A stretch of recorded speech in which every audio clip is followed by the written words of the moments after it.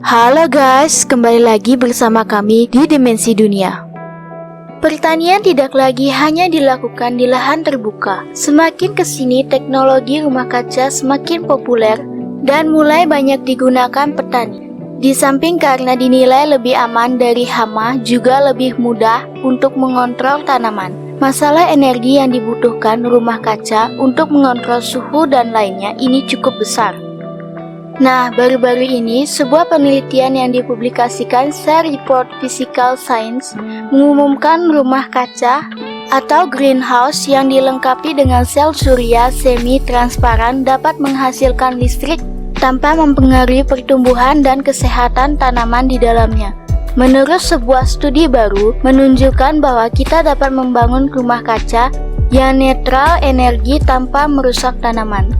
Para peneliti menguji kelompok selada daun merah di bawah berbagai jenis kaca dan panjang gelombang cahaya yang berbeda, menjaga semua variabel lain tetap sama termasuk suhu, konsentrasi CO2 dan persediaan air dan pupuk. Selada yang ditanam di bawah sel surya tidak menunjukkan perbedaan yang besar dan signifikan dari segi antioksidan, penyerapan CO2, ukuran dan berat. Semua tidak beda jauh. Sebagai bonus, panel surya juga membantu mengatur suhu rumah kaca. Kami sedikit terkejut tidak ada penurunan nyata dalam pertumbuhan atau kesehatan tanaman, kata ahli biologi tanaman Heike Sederop dari North Carolina State University. Itu berarti gagasan mengintegrasi sel surya transparan ke dalam rumah kaca dapat dilakukan. Panel surya dalam hal ini adalah sel surya organik semi-transparan atau STOSC daripada jenis berbasis silikon yang lebih tradisional yang digunakan di ladang energi surya yang luas.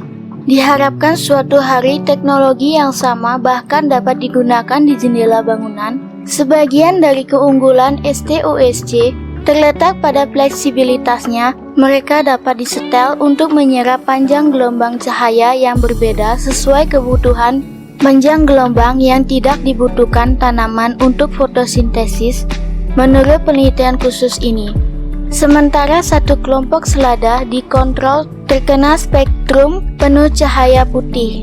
3 kelompok lainnya ditanam di bawah filter cahaya yang berbeda, mensimulasikan berbagai jenis penyerapan STOSC dan dengan rasio cahaya biru ke cahaya merah disesuaikan di setiap filternya. Kami tidak hanya menemukan perbedaan yang berarti di antara kelompok yang dikontrol dan kelompok eksperimen, kami juga tidak menemukan perbedaan yang signifikan antara filter yang berbeda, kata insinyur mekanik dan ruang angkasa Brandon O'Connor dari North Carolina State University. Itu menyajikan untuk penerapan STOSC di masa depan. Meskipun rumah kaca memiliki banyak keuntungan, mereka membutuhkan lebih banyak energi daripada jenis pertanian lainnya. Paling tidak untuk mengatur suhu internal, sel surya transparan dan semi-transparan memiliki keunggulan.